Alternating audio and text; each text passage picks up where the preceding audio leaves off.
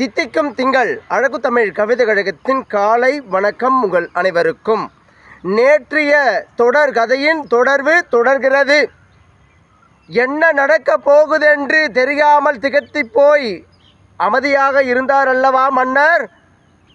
என்ன செய்து கொண்டிருக்கிறீர்கள் என இந்நாட்டு மன்னர்களை பார்த்தும் தன் மந்திரிமார்களை பார்த்தும் கேட்டார் அல்லவா. சற்றே அவர்கள்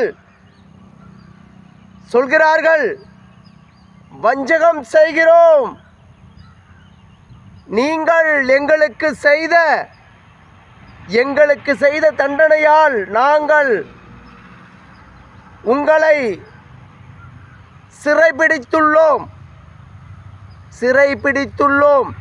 எங்கள் பிடியில் இருந்து நீங்கள் தப்பிக்க முடியாது.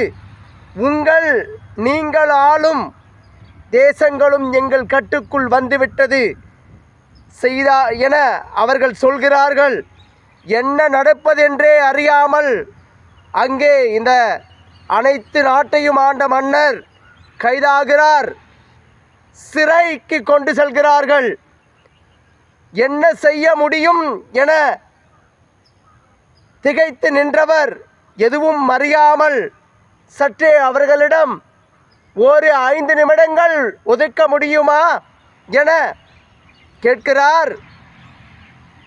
ஒரு காகிதத்தில் எழுதுகிறார், நம்புங்கள், யாவரு மீது பெரும் நம்பிக்கைகள் வைத்து விடாதீர்கள் என தன் மனைவிக்கும் தனக்கு பிறக்க போகும் குழந்தைக்கும் ஒரு கடிதங்கள் எழுதுகிறார். இப்படியெல்லாம் நான் வஞ்சிக்கப்படுகிறேன், நான் இருப்பேனா அல்லது என இறக்கடித்து விடுவார்களா என தெரியாது. நீங்கள் இனி கவனமாக நடந்து கொள்ளுங்கள். என் பிறக்க போகும் மகனிடம் இதுபோல் சூழ்ச்சியில் விழுந்தது உங்கள் அப்பா ஆட்சி என்று அவன் இதை அனைத்தும் உணர வேண்டும். இந்த காகிதத்தை அவன் வளர்ந்து அவன் வயது இளம் பருவம் வரும்பொழுது அவனிடம் இந்த காகிதத்தை யாரேனும் நிச்சயம் கொடுக்க வேண்டும் இறைவா என காற்றில் மடித்து பறக்க விடுகிறார்.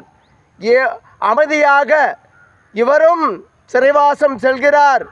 காற்றில் பறந்த அந்த காகிதம் எங்கு கொண்டு சேர்கிறது என அடுத்த பதிவில் தெளிவாக சொல்கிறேன்.